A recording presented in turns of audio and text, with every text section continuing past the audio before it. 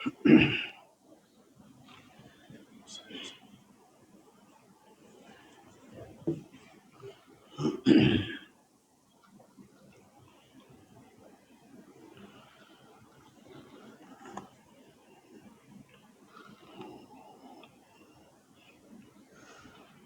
عليكم ورحمة الله تعالى وبركاته.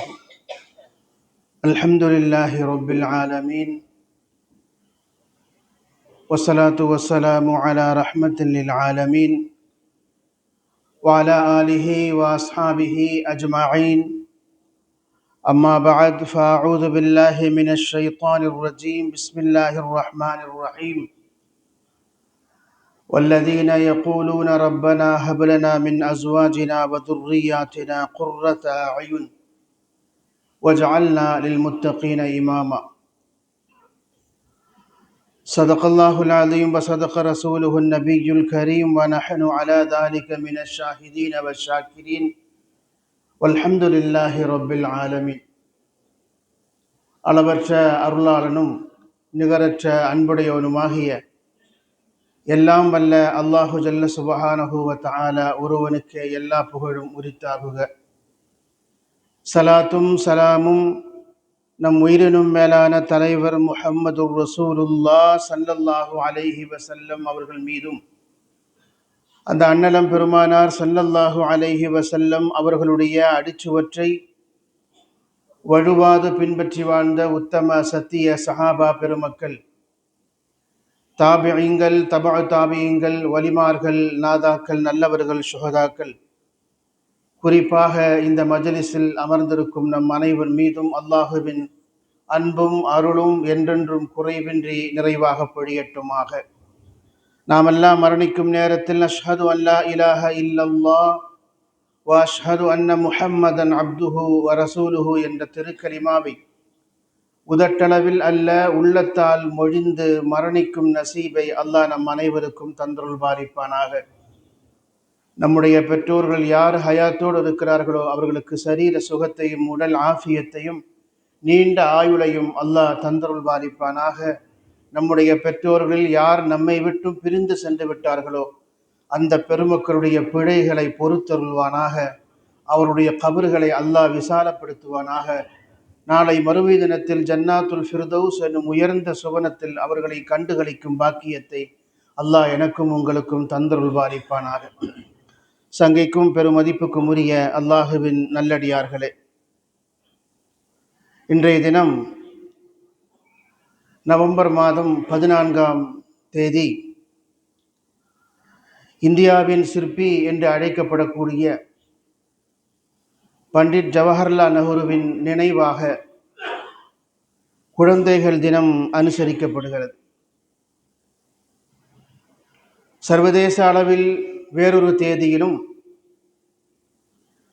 இன்றைய தேதியில் இந்தியா முழுக்கவுமாக குழந்தைகள் தினம் அனுசரிக்கப்படுகிறது. குழந்தைகள் வளர்ப்பு, குழந்தைகளுடைய உடல் நலம், ஆரோக்கியம், அவர்களுக்கு வழங்க வேண்டிய கல்வி உரிமை உள்ளிட்ட அனைத்து உரிமைகளும் வழங்கப்பட வேண்டும் என்கிற விழிப்புணர்வை ஊட்டும் விதமாக இந்த நாள் அனுசரிக்கப்படுகிறது. உண்மையிலேயே நம்முடைய மார்க்கம் குழந்தைகள் தினத்தை கொண்டாடச் சொல்வதை விடவும் குழந்தைகளையே கொண்டாட வேண்டும் என்று நமக்கு வலியுறுத்துகிறது. காரணம், நமக்கு அல்லாஹ் வழங்கக்கூடிய எண்ணற்ற நிஅமத்துகளில் குழந்தையும் ஒரு நிஅமத். குழந்தையும் பெரும் பாக்கியம். இந்த பாக்கியம் கைவரப்பெறாமல் எத்தனையோ தம்பதியர்கள் இன்றைக்கும் நமக்கிடையே வாழ்ந்து கொண்டிருக்கிறார்கள். திருமணம் முடித்த பிறகு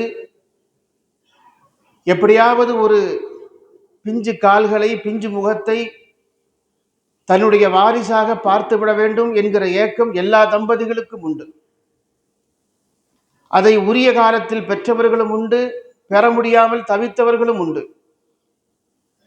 இந்த சூழ்நிலையில் இது அல்லாஹ்வுடைய நிஅமத்து. அவன் யாருக்கு நாடுகிறானோ அவர்களுக்கு அவன் வழங்குகிறான் என்று சூரத் ஆல இம்ரானுடைய தொடக்கத்தில் அல்லாஹ் சொல்கிறார், ஹுவல்லதி யுஸவ்விருக்கும் ஃபில் அர்ஹாம், அவன்தான் குழந்தைகளை உங்களை உங்கள் தாயின் கருவறையில் அந்த குழந்தைக்கான தோற்றத்தை வழங்குகிறான், அதை உருவாக்குகிறான். அவன் விரும்பியவர்களுக்கு அவன் ஆண் குழந்தையும் பெண் குழந்தையும் தருகிறான் என்றெல்லாம் அல்லாஹு ஜல்ல சுப்ஹானஹு தஆலா தன்னுடைய ஆற்றலை இந்த குழந்தை பிறப்பு விஷயத்திலே சொல்லுகிறான். ஆக மனிதர்கள் பெறக்கூடிய மிக பெரும் நிஅமத்துகளில் இந்த குழந்தை என்பதும் ஒரு நிஅமத். எல்லா நிஅமத்துகளுக்கும் அல்லாஹ்விடத்தில் எப்படி விசாரணை இருக்கிறதோ அதே போல குழந்தை என்ற நிஅமத்துக்கும் விசாரணை உண்டு.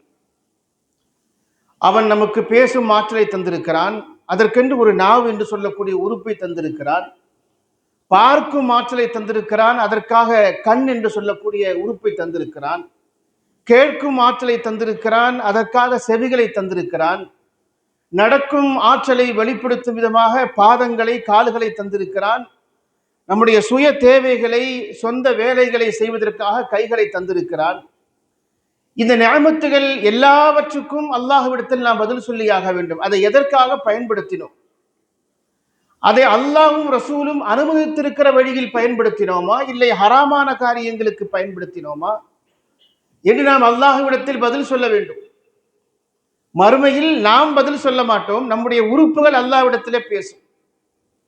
அல்-யௌம நஹ்திமு அலா அஃப்வாஹிஹிம், நாளை மறுமை தினத்தில் அல்லாஹு ஜல்ல சுப்ஹானஹு தஆலா மனிதனுடைய வாயிலே சீல் வைப்பான், வாய் பேசாது.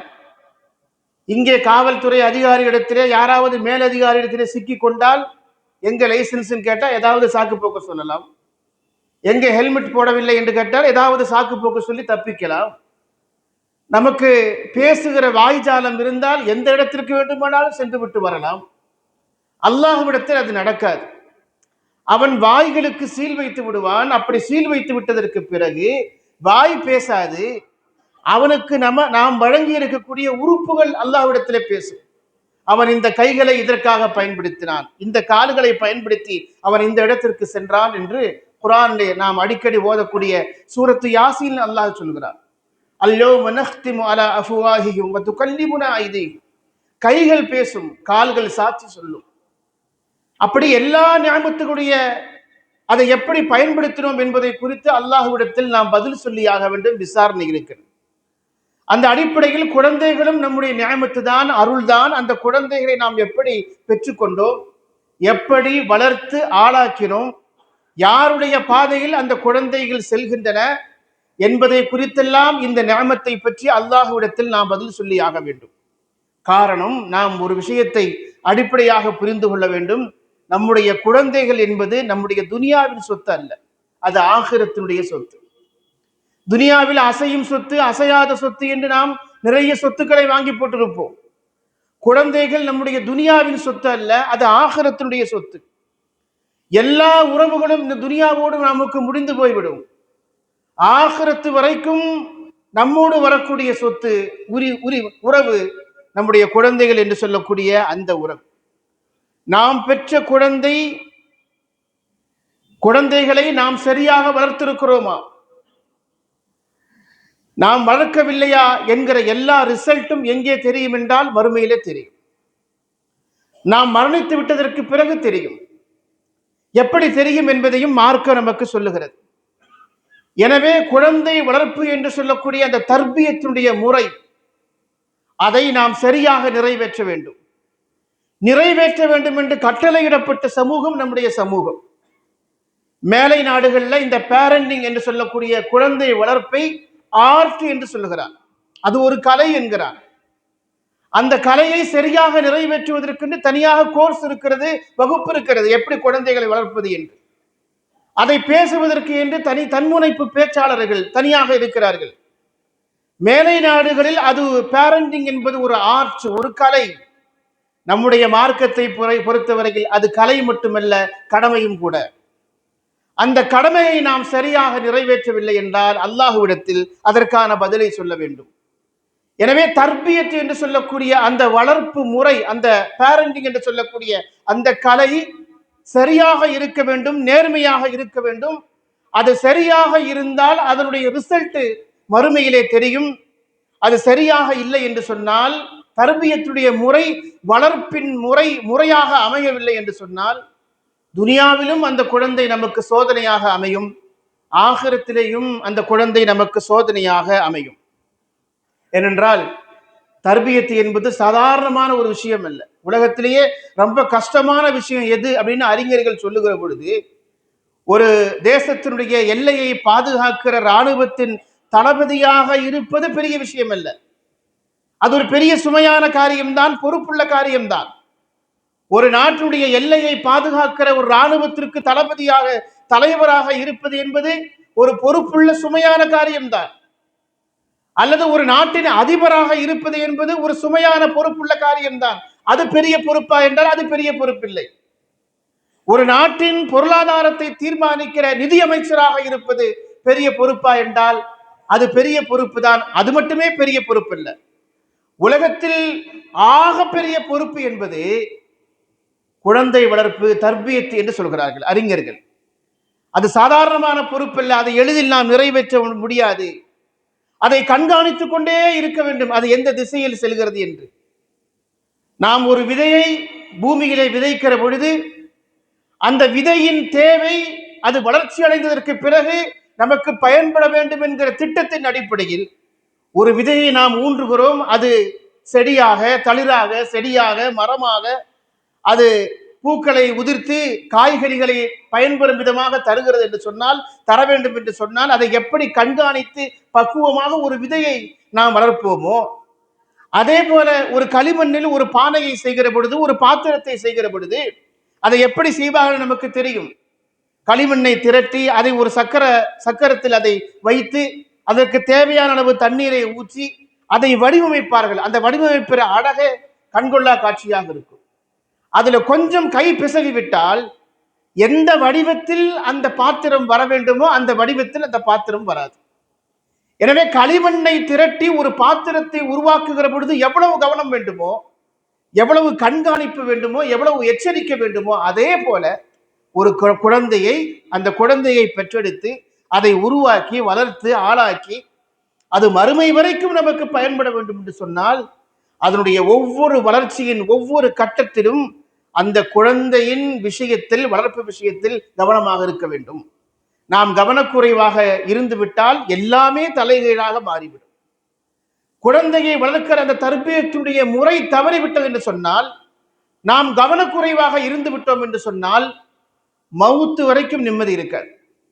மவுத்து வரைக்கும் நிம்மதி இருக்க, நம்முடைய நிம்மதியை பறிக்கிற பெரிய விஷயமே நம்முடைய குழந்தை நம்முடைய பிடியில இருந்து உதறி வேறொரு வழியில் செல்வதுதான்.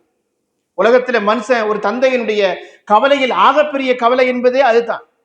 நிறைய பேர் இன்றைக்கு புலம்புவதை, கவலையோடு பேசுவதை பார்க்கிறோம். ஒரே ஒரு பிள்ளைதான் எனக்கு, இந்த சம்பாத்தியம், இந்த ஓடியாடி உழைக்கிறது, தூக்கத்தை இழப்பது, இப்படி நான் ஓடியாடி சம்பாதித்து இவ்வளவு சொத்து சேர்த்திருக்கிறேன் யாருக்காக? எல்லாம் என் பையனுக்காக தானே. என் பேச்சு கேட்க மாட்டேங்கிறான், கூப்பிட்டா வரமாட்டேங்கிறான், நேரத்துக்கு வீட்டுக்கு வர மாட்டேங்கிறான், சகவாசம் தெரியல என்று கவலையோடு புலம்பக்கூடிய தந்தைமார்கள் எவ்வளவு பேர் இருக்கிறார்கள். எனவே குழந்தைகள் நமக்கு பிரியமான குழந்தையாக, நமக்கு கட்டுப்படக்கூடிய குழந்தையாக அந்த குழந்தைகள் இருக்க வேண்டும் என்று சொன்னால் இரண்டு விஷயம் அவசியம். ஒன்று, தர்பியத் என்று சொல்லக்கூடிய வளர்ப்பு முறை சரியாக இருக்க வேண்டும். இரண்டாவது, அந்த வளர்ப்பின் ரிசல்ட் நமக்கு மறுமையில் தெரிய வேண்டும் என்று சொன்னால் அந்த குழந்தைகளுக்காக நாம் துஆ செய்து கொண்டே இருக்க வேண்டும். துஆவிலிருந்து ஒரு அணு அளவு கூட நாம் விலகிவிடவே கூடாது. துஆ என்று சொல்லுகிற பொழுது நம்முடைய மார்க்கம் பெற்றோர்கள் பிள்ளைகளுக்காகவும் துஆ செய்ய வேண்டும், பிள்ளைகள் பெற்றோருக்காகவும் துஆ செய்ய வேண்டும். இந்த இரண்டு துஆக்களையும் யார் கற்றுத்தருகிறார் என்றால் அல்லாஹ்வே கற்றுத்தருகிறார். திருக்குர்ஆனுடைய வசனங்கள் நமக்கு தெரியும். அல்லாஹு ஜல்ல சுப்ஹானஹு தஆலா பெற்றோர் பிள்ளைகளுக்காக செய்ய வேண்டிய துஆ என்று சொல்லுகிற பொழுது நான் ஆரம்பத்திலேயே ஓதிய வசனம், அல்லதீன யகூலூன ரப்பனா ஹப் லனா மின் அஸ்வாஜினா வ ذُرِّيَّاتِنَا குர்ரத அயுனின் வஜ்அல்னா லில் முத்தகீன இமாமா. இறைவா, எங்கள் மனைவிமார்களை எங்களுக்கு கண்குளிர்ச்சியாக ஆக்கி தருவாயாக, நாங்கள் பெற்றிருக்கிற பிள்ளைகளை எங்களுக்கு கண்குளிர்ச்சியாக ஆக்கி தருவாயாக. நல்லவர்களுக்கும் முத்தகீன்களுக்கும் வழிகாட்டிகளாக எங்கள் பிள்ளைகளை நீ ஆக்குவாயாக என்று மூமின்கள் அல்லாஹ்விடத்தில் துஆ செய்வார்கள் என்று படைத்த ரப்பே நமக்கு ஒரு துஆவை சொல்லி காட்டுகிறார். அதே போல பிள்ளைகள் பெற்றோருக்காக துஆ செய்கிற பொழுது ரப்பனா குஃபிர் லனா வலிவாலிதைனா ரப்பனா ரப்பிர்ஹம்ஹுமா கமா ரப்பயானி ஸகீரா, இறைவா நாங்கள் குழந்தையாக இருக்கிற பொழுது எங்கள் பெற்றோர்கள் எங்களை எப்படி குழந்தையை போல பாவித்து வளர்த்தார்களோ அதே போல அவர்கள் ஹயாத்தோடு இருந்தாலும் சரி, அவர்கள் மரணித்திருந்தாலும் சரி, அவர்களையும் நீ குழந்தையாக பாவிப்பாயாக. ஒரு குழந்தையின் மீது எவ்வளவு கரிசனமும் கண்காணிப்பும் இருக்குமோ அதே போல அந்த பெற்றோருக்கு நீ கரிசனமும் கண்காணிப்பும் தருவாயாக, அவருடைய பாவங்களை மன்னிப்பாயாக என்று பிள்ளைகள் அல்லாஹ்விடத்தில் துஆ செய்ய வேண்டும் என்று அல்லாஹு ஜல்ல சுப்ஹானஹு வ தஆலா சொல்லி காட்டுகிறார். படைத்த ரப்புக்கு தெரியுமா இல்லையா ஒரு படைப்பின் நோக்கம் என்ன, அந்த படைப்பின் திசை என்ன, அது எந்த பாதையிலே செல்லும், அது எங்கே சென்று முடியும், அவனுடைய விதி எப்படி எழுதப்பட்டிருக்கிறது என்பதெல்லாம் படைத்த ரப்புக்கு தெரியும். எனவே பெற்றோர்கள் பிள்ளைகளுக்காக துஆ செய்ய வேண்டும், அது என்ன துஆ என்பதையும், பிள்ளைகள் பெற்றோருக்காக துஆ செய்ய வேண்டும், அது என்ன துஆ என்பதையும் அல்லாஹு ஜல்ல சுப்ஹானஹு வ தஆலா அவனே நமக்கு கற்றுத் தருகிறான். அந்த துஆக்களை நாம் ஓதிக்கொண்டே இருக்க வேண்டும். துஆவிலே இருந்து ஒரு கணப்பொழுது கூட நாம் விலகிவிடக்கூடாது. வெறுமனே நாம் துஆ ஓதுவது மட்டுமல்ல, நம்முடைய குழந்தைகளுக்கு துஆக்களை கற்றுக் கொடுக்க வேண்டும். துஆக்களை நாம் கற்றுக் கொடுப்பது மட்டுமல்ல, நம்முடைய குழந்தை இடத்துல தோல்ல கை போட்டு என்ன தொழுதுட்டியா, சூரத்து யாசீன் ஓதுனியா, சூரத்து ரஹ்மான் ஓதுனியா என்று கேட்க வேண்டும். கேட்கிற பொழுது துஆ செஞ்சியா, என்ன துஆ செஞ்ச, பாப்பாவுக்காண்டி என்ன துஆ செஞ்ச என்று நாம் கேட்க வேண்டும். அப்படி கேட்டு பழக்க வேண்டும். நான் என்னுடைய பிள்ளையிடத்துல கேட்பேன். நான் எப்பொழுதுமே என் பிள்ளையிடத்துல கேட்பதை வழக்கமாக வைத்திருக்கிறேன். அவர்கள் என்னை மறந்துவிடக் கூடாது என்பதற்காகவும், அதை அவர்கள் வழக்கமாக வைத்துக் கொள்ள வேண்டும் என்பதற்காகவும், எந்த நல்ல காரியத்திற்கு நான் போகிற பொழுதும் துஆ செய்யன்னு சொல்லிட்டு போயிட்டு ரெண்டாவது போன் பண்ணி துஆ செஞ்சீங்களான்னு கேட்பேன். இதை நாம் ஒரு வழக்கமாக வைத்துக் கொள்ள வேண்டும். என்ன துஆ செய்தா என்று நாம் நம்முடைய குழந்தைகளுக்கு கேட்கவும் வேண்டும், கற்றுக் கொடுக்கவும் வேண்டும். அந்த துஆவுடைய பிடியில இருந்து, பழக்கத்தில இருந்து நாம் ஒரு அணுளவு கூட நாம் விலகிவிடக் கூடாது. நம்முடைய துஆக்கள், பெற்றோருடைய துஆக்கள் குழந்தையின் துனியாவையும் ஆகிரத்தையும் மேம்படுத்தும். கவனத்தில் வைத்துக் கொள்ளுங்கள். நம்முடைய பெற்றோருடைய துஆக்கள் குழந்தையினுடைய துனியாவையும் ஆகிரத்தையும் மேம்படுத்தும். நம்முடைய துஆக்கள் பிள்ளைகளுடைய துஆக்கள் நம்முடைய துனியாவுடைய வாழ்க்கையை மேம்படுத்துவதை போல ஆகிரத்திலும் நமக்கு பயன்படும். ஆகிரத்திலும் நமக்கு பயன்படும். நபிகள் நாயகம் ரசூலுல்லாஹி ஸல்லல்லாஹு அலைஹி வஸல்லம் சொல்லக்கூடிய ஒரு அற்புதமான துஆ, இன்னர் ரஜுல, ஒரு தந்தை அல்லது பெற்றோர், லா துர்ஃபஉ தரஜத்தஹு, அவருடைய தரஜா மறுமையில ரொம்ப உயர்த்தப்படும். அவருக்கு நிறைய நன்மைகள் வாரி வழங்கப்படும். அந்த சமயத்தில் அவர் கேட்பார், அது எங்கன்னா சொர்க்கத்துல, மறுமையில் என்று ஹதீஸிலே வரவில்லை, சொர்க்கத்திலே அந்த தந்தையினுடைய, அந்த பெற்றோருடைய தரஜா, அந்தஸ்து உயர்த்தப்படும் என்று பெருமானார் ஸல்லல்லாஹு அலைஹி வஸல்லம் சொன்னார்கள். அப்படி சொன்ன பொழுது அவர் கேட்பார், தந்தை கேட்பார், ஆச்சரியமாக கேட்பார், அன்னலிஹாதா, இது எல்லாமே எனக்குத்தானா, எனக்கா இவ்வளவு என்று அவர் கேட்பார். அப்படி கேட்கிற பொழுது எப்படி இது சாத்தியமாயிற்று என்று அந்த தந்தையோ அந்த பெற்றோரோ ரப்பிடத்திலே கேட்கிற பொழுது அவர்கள் கேட்பார்கள், அல்லாஹு ஜல்ல சுப்ஹானஹு வ தஆலா சொல்வான், பி இஸ்திக்ஃபாரி வலதக்கலக, உன்னுடைய பிள்ளை உனக்காக செய்த பாவ மன்னிப்பு இப்படி கூலியாக தரஜாவாக மாறி இருக்கிறது என்று சொல்வான். திடீரென்று எதிர்பாராமல் ஒரு பாக்கியம் நிறைவேறிவிட்டால், திடீரென்று எதிர்பாராமல் நமக்கு ஒரு ப்ரமோஷன் கிடைத்து விட்டால், அதற்கு பின்னாலே செயல்பட்டது யாருடைய கரங்கள் என்று யோசிப்போமா இல்லையா? திடீரென்று எதிர்பாராமல் சர்ப்ரைஸாக வீட்டுக்கு ஒரு பரிசு வந்து விட்டால் நாம் என்ன செய்வோம், இது யார் அனுப்புனது என்று தெரியாத வரைக்கும் தூங்க மாட்டோம். அவங்க அனுப்புனாங்களா, இவங்க அனுப்புனாங்களா, யார் அனுப்புனது, இந்த நேரத்தில் யார் அனுப்புனது என்றெல்லாம் ஆச்சரியமாக பார்ப்போமா இல்லையா? நாளை மறுமை தினத்தில் பெற்றோர் அல்லாஹ்விடத்திலே கேட்பார்கள், இது எப்படி எனக்கு சாத்தியமாயிற்று, என்னுடைய தரஜா சொர்க்கத்தில் எப்படி இவ்வளவு தூரம் உயர்ந்தது என்று கேட்கிற பொழுது அல்லாஹு ஜல்ல சுப்ஹானஹு வ தஆலா சொல்வான், உங்களுடைய பிள்ளைகள் உங்களுக்காக செய்த இஸ்திக்ஃபாரின் பரிசு என்று அல்லாஹு ஜல்ல சுப்ஹானஹு வ தஆலா சொல்வான். நமக்கு இஸ்திக்ஃபார் செய்யக்கூடிய பிள்ளைகளாக நம்முடைய பிள்ளைகளை அல்லாஹ் ஆக்கி அருள்பாலிப்பானாக. அது பெரிய கொடுப்பினை இல்லையா? எனவே நாம் துஆ செய்ய வேண்டும், நாம் துஆவை கற்றுக் கொடுக்க வேண்டும். நீ எனக்காக துஆ செய்தையா என்று நம்முடைய பிள்ளையிடத்திலே கேட்டுக்கொண்டே இருக்க வேண்டும். அப்பதான் அவனுடைய கடைசி காலம் வரைக்கும் அந்த பிள்ளை ரப்பிடத்திலே துஆ செய்து கொண்டே இருப்பான். நம்ம தமிழ்ல வழக்கமா சொல்றது உண்டு, பெயர் சொல்லும் பிள்ளை, பெயர் சொல்லும் பிள்ளை அப்படின்னு என்ன அர்த்தம்னா, ஊராருக்கு மத்தியில அந்த பிள்ளை பெற்றோருடைய பெயரை கெடுக்காம இருக்கணும். அவருடைய புகழை அவருக்கு பிறகும் நினைவு கூறக்கூடிய விதத்தில் அந்த பிள்ளை இருக்க வேண்டும் என்று எதிர்பார்ப்பார்கள் இல்லையா? உண்மையிலேயே பெயர் சொல்லும் பிள்ளை என்றால் ஊரார் மத்தியில் பெற்றோரின் பெயரை காப்பாற்றுகிற பிள்ளை அல்ல. ஒவ்வொரு வக்து தொழுகைக்கு பிறகும் அல்லாஹ்விடத்தில் பெற்றோருடைய பெயரை நினைவு கூறக்கூடிய பிள்ளை என்று அர்த்தம். அதுதான் அர்த்தம். ஒவ்வொரு தொழுகையின் மீதும் ரப்பிடத்திலே துஆ செய்ய வேண்டும். இறைவா, நான் இவ்வளவு தூரம் படித்திருக்கிறேன் என்றால், எனக்கு இவ்வளவு தூரம் வியாபாரத்தில் நான் கொடிகட்டி பறக்கிறேன் என்றால், துனியாவுடைய வாழ்க்கை எனக்கு செழிப்பாக இருக்கிறது என்றால், இதற்கெல்லாம் பின்னால் இருப்பது என்னுடைய தாயும் தந்தையும். இறைவா, அவர்கள் ஹயாத்தோடு இருந்தால் இறைவா அவருடைய ஆரோக்கியத்திற்காக துஆ செய்ய வேண்டும், அவருடைய நீண்ட ஆயுளுக்காக துஆ செய்ய வேண்டும். அவர்கள் நம்மை விட்டு மறைந்து கபரில் அவர்கள் இருட்டறையில் கிடந்தால் இறைவா எங்கள் பெற்றோருடைய கபரை வெளிச்சப்படுத்துவாயாக, அதை விசாலப்படுத்துவாயாக. இறைவா, அவர்களை மறுமையில் சந்திக்கும் பெரும் பாக்கியத்தை, ரசூலுல்லாஹ்வோடு சுவனத்தில் கண்டுகளிக்கும் பாக்கியத்தை என் பெற்றோருக்கு தருவாயாக என்று பிள்ளைகள் துஆ செய்கிற பொழுது நம்முடைய பெற்றோருடைய அந்தஸ்து சுவனத்தில் உயர்ந்து கொண்டே இருக்கிறது என்று நபிகள் நாயகம் ரசூலுல்லாஹி ஸல்லல்லாஹு அலைஹி வஸல்லம் சொல்கிறார்கள்.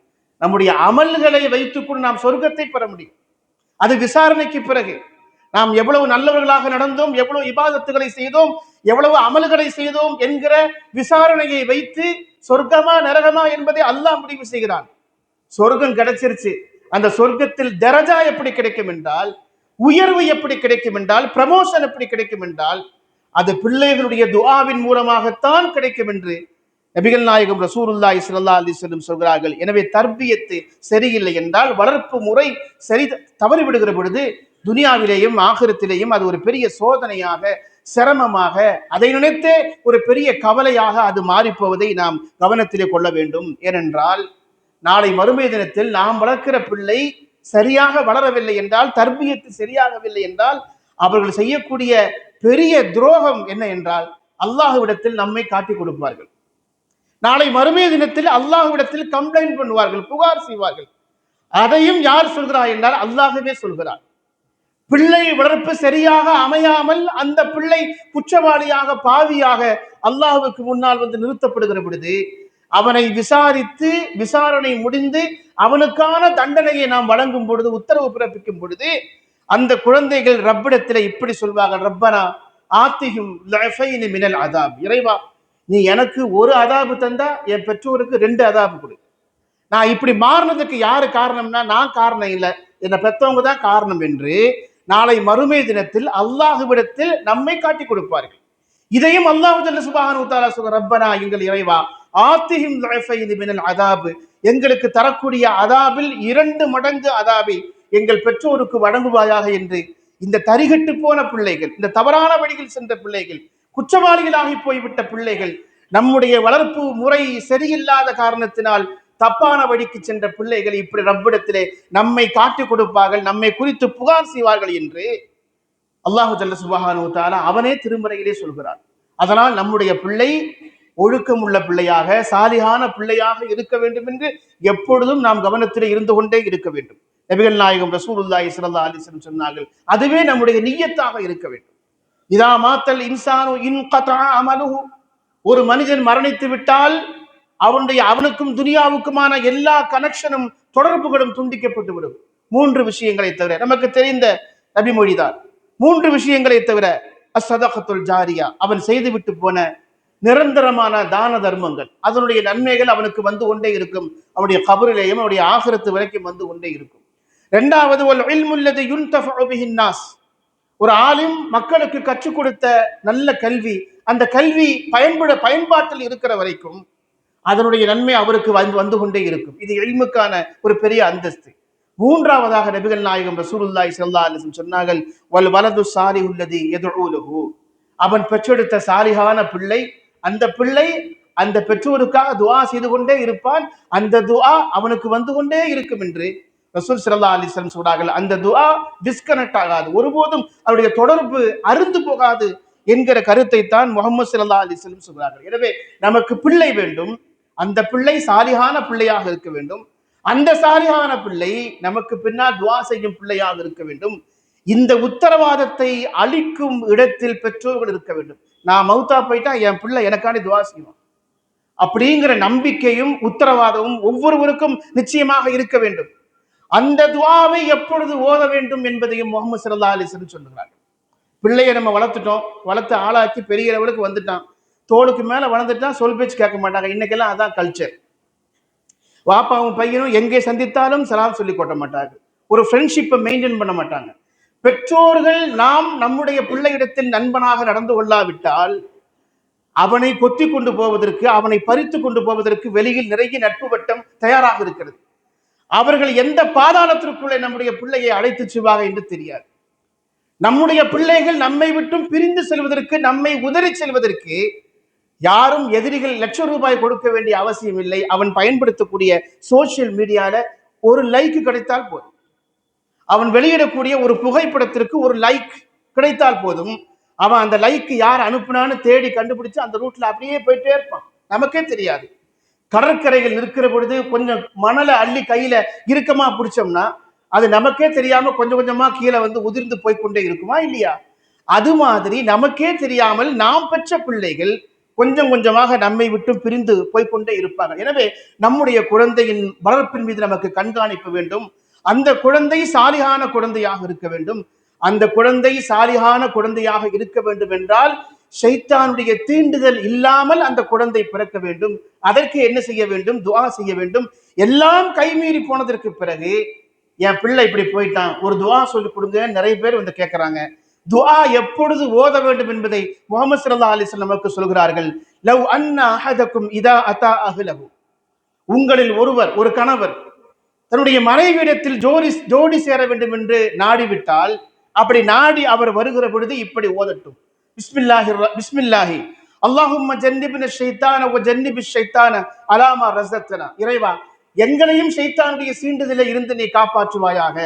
எங்களுக்கு எதை ரிசுக்காக தருகிறாயோ, எந்த பிள்ளையை நீ ரிசுக்காக நீ அழிக்க திட்டமிட்டு இருக்கிறாயோ, அந்த பிள்ளையும் நீ ஷைத்தானுடைய பிடியில இருந்து நீ பாதுகாத்தருள்வாயாக என்று மனைவியிடத்தில் இணை சேருகிற பொழுது தம்பதியர்கள் ஓத வேண்டும் என்று முஹம்மது ஸல்லல்லாஹு அலைஹி வஸல்லம் சொல்கிறார்கள். திருமணம் முடிந்து முதல் நாள் சந்திப்பின் பொழுது இந்த துஆவை ஓத வேண்டும் என்று ரசூல் ஸல்லல்லாஹு அலைஹி வஸல்லம் சொல்கிறார்கள்.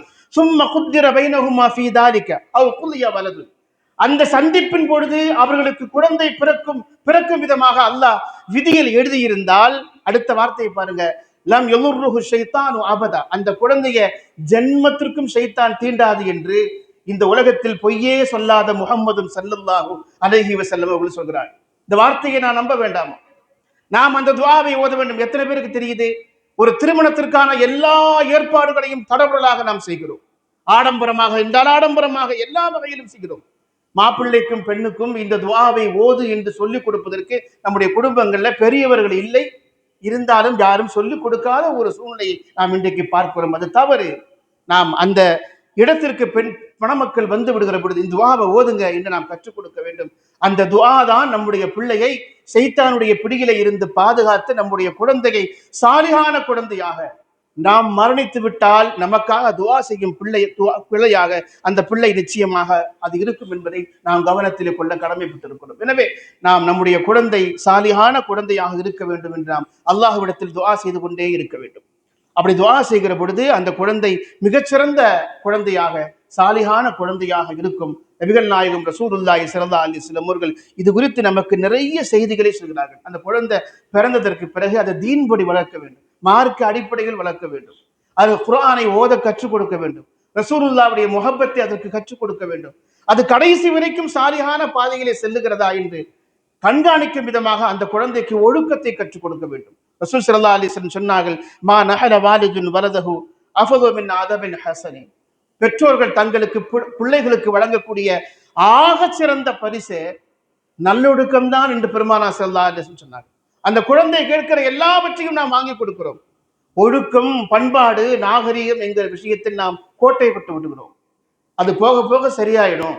இப்ப இந்த ட்ரெஸ் போட்டா என்ன இருக்குது, அதெல்லாம் சின்ன குழந்தை தானே என்று நாம் நினைக்கிறோம். ஆனால் அதன் விஷயத்தில் நாம் எச்சரிக்கையாக இருக்க வேண்டும். அரபியிலே ஒரு வார்த்தை இருக்கிறது, லைஸல் யதீமுல்லதி கதுமாத்த வாலிதுஹு. இந்த உலகத்தில் யத்தீம் யார் தெரியுமா? பெற்றோரை யார் இழந்தானோ அவன் யத்தீம் இல்ல. யத்தீம் என்று சொன்னால், அனாதை என்று சொன்னால், இன்னல் யத்தீம யத்தீமுல் இல்ம வல் அதப். யார் மார்க்க கல்வியும் ஒழுக்கத்தையும் இழந்தானோ அவன்தான் அனாதை. அவன் ஒழுக்கங்கெட்ட மனிதனாக இருந்தால் சமூகம் அவனை புறக்கணிக்கும்.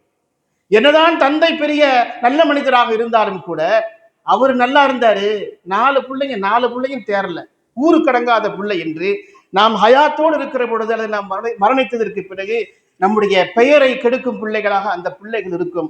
அந்த குழந்தைகளுக்கு நாம் ஒழுக்கத்தை கற்றுக் கொடுக்க வேண்டும். அந்த ஒழுக்கத்தை நிச்சயமாக நாம் எல்லா கட்டத்திலேயும் எல்லா விஷயத்திலேயும் பெரியவர்களுக்கு மரியாதை செய்வது, இபாதத்துகள் விஷயத்தில் அக்கறையாக இருப்பது, கொடுக்கல் வாங்கல் விஷயத்தில் எச்சரிக்கையாக இருப்பது, ஹலாலான சம்பாதியத்தை பேணி வீட்டுக்கு கொண்டு வருகிற விஷயத்தில் நாம் குழந்தைகளுக்கு அறிவுரை வழங்குவது என்கிற எல்லா விஷயத்திலும் நாம் எச்சரிக்கையாக இருக்க வேண்டும். இன்றைக்கெல்லாம் எப்படி ஆகிவிட்டது என்று சொன்னால், திருமணமே வேண்டாம், திருமணம் செய்து கொண்டாலும் குழந்தைகள் வேண்டாம் என்று பேசக்கூடிய ஒரு காலகட்டத்தில் நாம் ஆண்டு கொண்டிருக்கிறோம். மேலை நாடுகள்ல பல இடங்கள்ல என்ன ஆகுதுன்னா, கல்யாணமே இளம் தம்பதிகள் செய்து கொள்வதில்லை.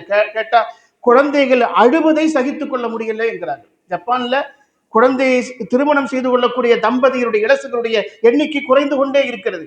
ஏன் திருமணம் செய்யவில்லை என்றால், அந்த குழந்தையின் அழுகை எங்களுக்கு இரிட்டேட் ஆக இருக்கிறது, ரொம்ப இடைஞ்சலாக இருக்கிறது என்று திருமணம் செய்து கொள்வதில்லை என்கிற ஒரு புள்ளி விவரத்தை சொல்கிறார்கள். அப்படிப்பட்ட ஒரு உலகத்தில் வாழ்கிறோம். ரசூல் ஸல்லல்லாஹு அலைஹி வஸல்லம் சொன்னார்கள், ஒரு காலம் வரும், அந்த காலத்தில் மனிதன் என்ன நினைப்பான் என்றால்,